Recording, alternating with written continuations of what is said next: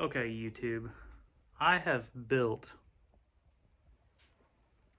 I don't know, 4 or 5 minivans, and you know, we've done some derbies with some vans. I've ran against vans in a mini car, and I found out, if they're allowing vans, you do not want to be in like a Cavalier or something small and front wheel drive because these the back of it's like a damn round back wagon. Like it's fucking stout. The front, junk. You don't hit people with the front of a minivan. You drive backwards.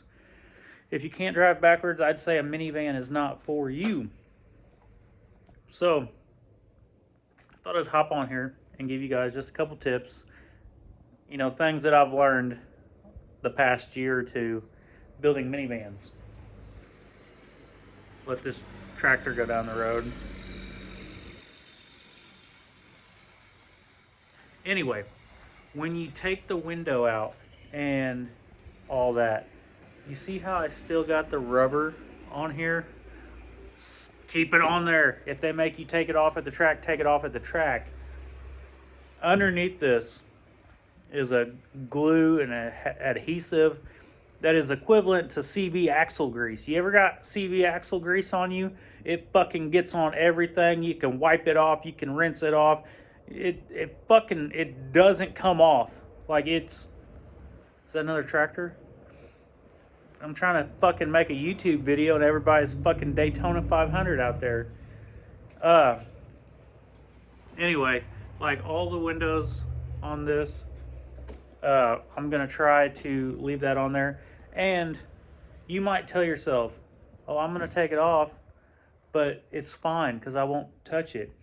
You know how many times like you'll just lean in to get something and then your fucking shirt's gonna be stuck and you're gonna have to peel it off.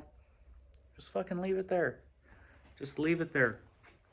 Also, another thing I've learned, which this one I learned the hard way, some of these newer vans, when you kill the electronics, the fucking side doors don't open anymore. So if you're getting in there and you're cutting wires, and you guys know my rule, if you don't know what it fucking does, just don't mess with it. Don't move the wires. Like move them, but don't unplug nothing.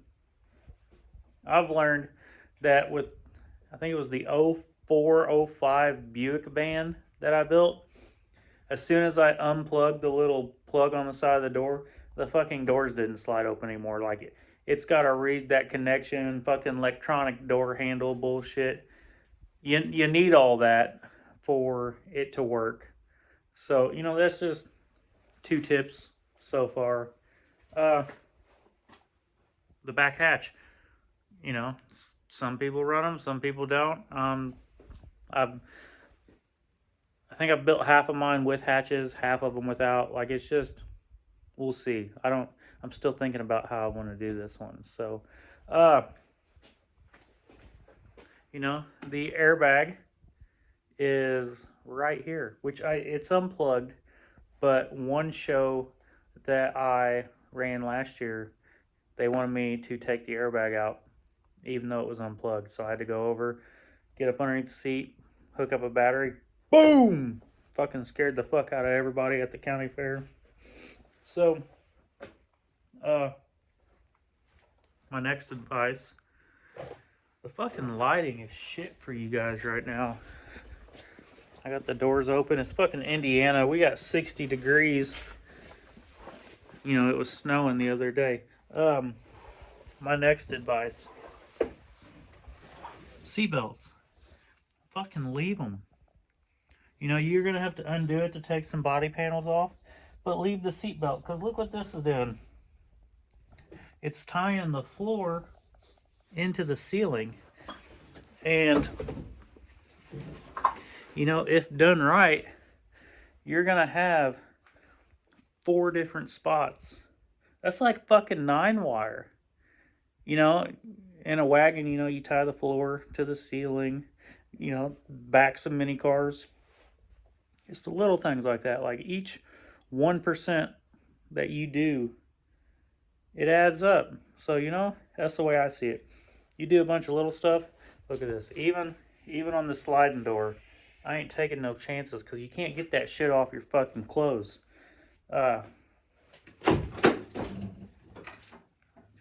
It's not hurting nobody, so just fucking leave it. I'll hop back on here and give you guys some more tips as I think about them. So let's go. All right, so I said as I think about the tips, I will let you guys know. Bentley, go. Here's a tip. I bolted my seat in.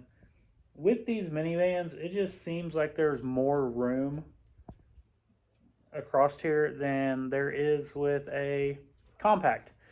My advice, go ahead and put the passenger seat in. You know, why not? So there's tons of room down there for a battery box. There's room in between the seats in the front.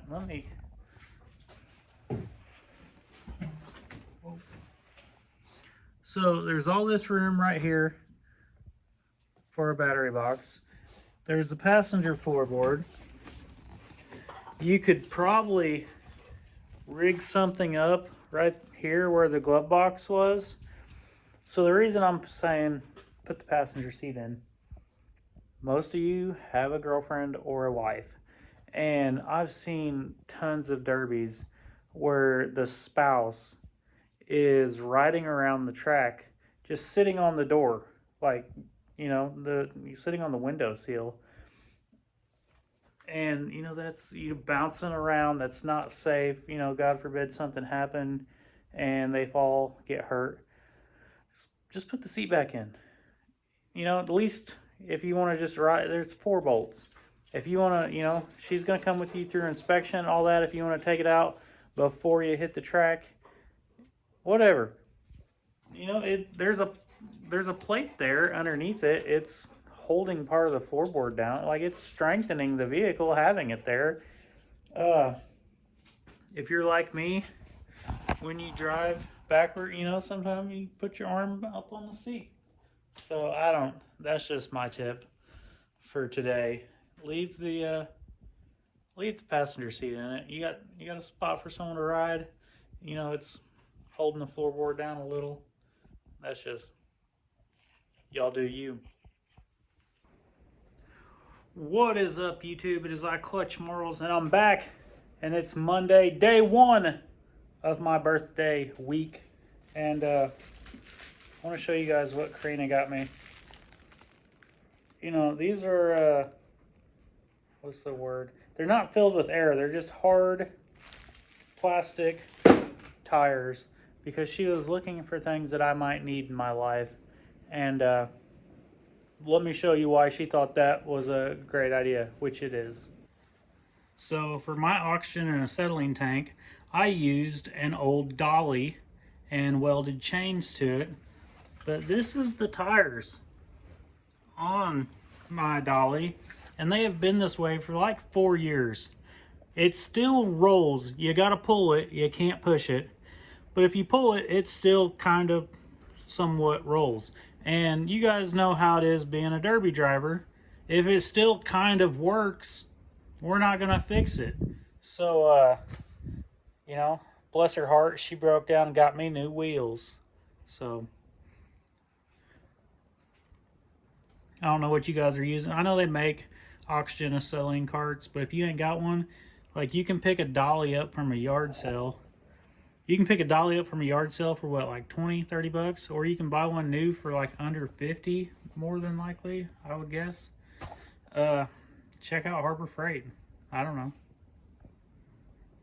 I have been messing around with this minivan, and I got my harness plugged in. I started making me some new battery cables. I'm gonna change the starter out. This starter has, I don't know, 4, 5, 6 runs. I know I've been using it like 2 or 3 years, and it's just helpful. You know, every couple of years, change it out so you have you don't have to worry about it, you know what I mean? And if it does go bad, you're gonna have a warranty. But we got that done. We got the fuel tank mounted. Little battery box mounted. I'm actually gonna email the guys that I'm buying my roll cage from real fast and get a quote on that. I was gonna just do a back seat bar, but with these doors having absolutely nothing in there, I'm gonna run a bar across. All right, email has been sent. So that's how I did the back of this van. You know, I used the seat belts and, you know, just stretched them out. Then I put a piece of wire across there. So we'll kind of just playing with it at this point. I know it's gonna do what it's gonna do. So we'll see if this theory, how she does. It is now day 2 of my birthday week. And you know, with the last, section of this, day 1 was looking pretty good. Like, here we go. I ordered some fuel line offline and it was supposed to be delivered yesterday. So I was just sitting in the driver's seat of this and I was watching some history show. They were looking for like the Bigfoot of Cambodia or something.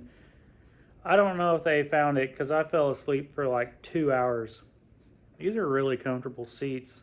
By the time the fuel line got here, I was kind of just, my motivation was gone and I couldn't get it back. So I called it a night. So day 2, we got a brand new starter. The starter on here is good. It was starting last time I used it, but it's also the same starter I've been using for like 2 years. You don't want to risk it, Like, this was surprisingly $150. I remember when I first started doing derbies, you could buy fucking the starters for a W body for like $40-50 plus the core. And yeah, everything, batteries, the price of batteries, fucking outrageous. Like $200, $300 for my truck battery. So yeah, I'm going to attempt to put this starter on. Maybe I'll tune back in and see if they found the Bigfoot of Cambodia. I'll let you guys know. I think if they actually found it, we would all know. But gotta put a cage in this.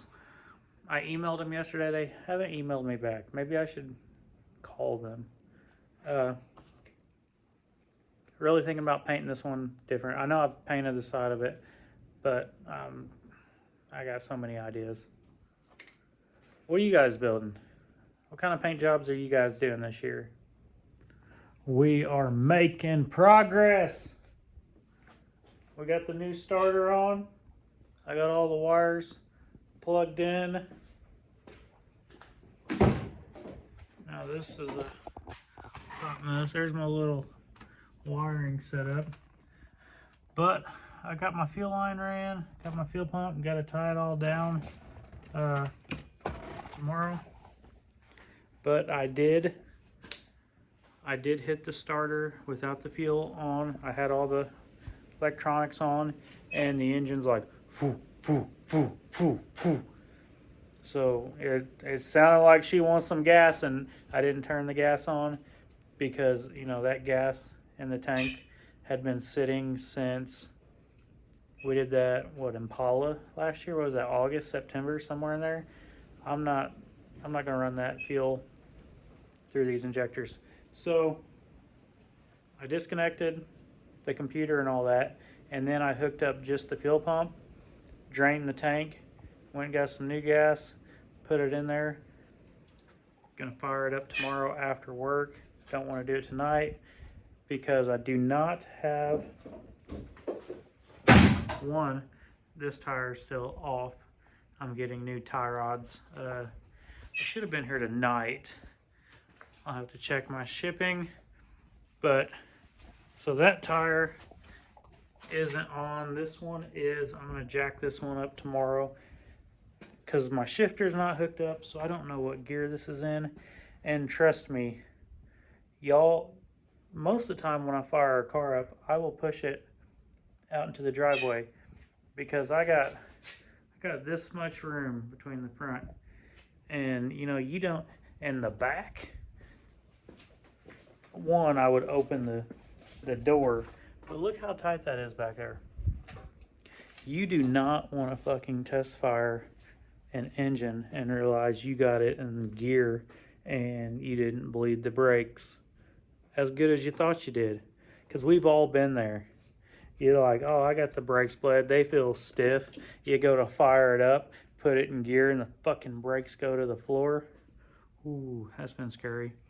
And times when I've had headers, you put the engine in, you fucking throw the distributor in it, you go to fire it up, and flames shoot up to the, I never fire a car with headers up in the garage for the first time. You push it out. You don't want to fucking catch your shop on fire. So many people, look at my wife back there watching this. So many people a year, I'd say at least, I say the over under, it's over 4 to 5 people a year burn their shops down building derby cars. Don't do it.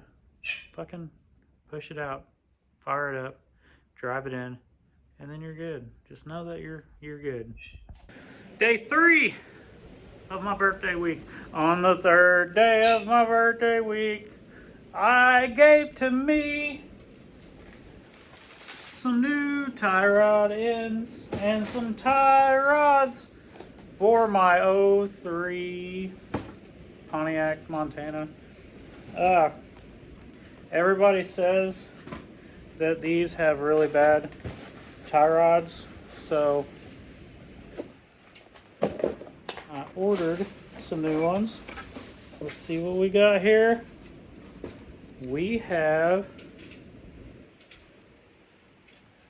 the Plymouth, so we'll add that to our collection. Yeah, about to hook some stuff up, jack up the other side so that the tire is not on the ground, and see if this thing starts. Figure out what gear it's in, and then we can start hooking the shifter back up.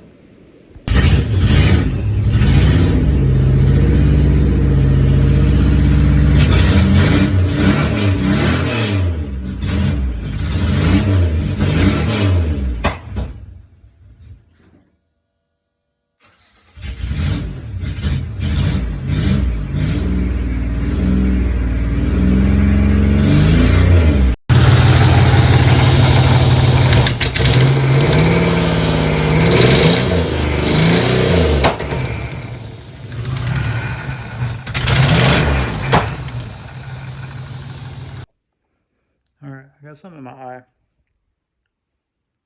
Day 4 of my birthday week.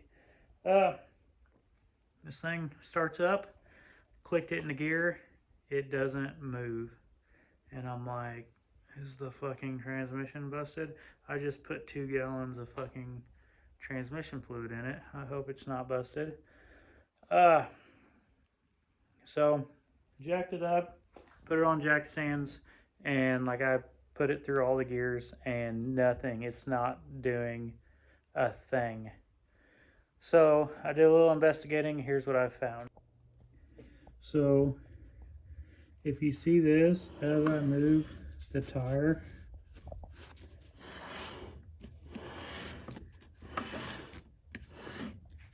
like the shaft is spinning, but it's not spinning inside the transmission. So that axle is broke. So, easy fix. Hopefully, we're going to start with problem number 1. And problem number 1 is that axle is not spinning. So we're going to put a new axle in it and pray, dear Lord, baby Jesus, that she fucking pulls. Because, why would... That's problem number 1. So we'll start there. Okay, so here's what we got at the moment. You can see when I twist this end, like it's we get time, we'll cut this open. I just cut the band, pop this part out. So yeah, definitely a broken CV axle. We're gonna put a new one in, see what happens. We made it all the way to here. Hit the gas, spun the wheel, and fucking broke the axle. It popped out of the cup. So there's a slight possibility I need a longer axle, because I just picked one up off of the rack and threw it in there. It looked like the same size as the last one, so stay tuned. We did drive it. It sounded fucking good for 30 seconds. Okay, it is Saturday. We skipped Friday. Didn't do much. My daughter was home sick from school. I did manage to get some tubing for my roll cage. We got the shifter cable. I'm about to head to the junkyard and get an axle for this van, and hopefully from that point on it will drive. Like I said before, I guess my last run I broke an axle, so I didn't know it. We put that axle in here, it didn't spin, so I picked up a random one off the floor, put it in. We got a new paint job. My inspiration, I said last year I was going to do like a Ken Block themed car in his memory. Never got around to it, so this one's for old Ken. So yeah, I'm going to go spend my birthday at the junkyard. Y'all hit like, hit subscribe, tell your friends. Go check out my website, clutchmarlesmotorsports.com. Check out my awesome sponsors. They're probably up in this corner this week. Indy CNC, Old TRX Derby Wheels, All For Him Racing. Alex, you're doing a great job at Blizzard Bash filming. So proud of you guys. See you guys next time. Let's fucking go.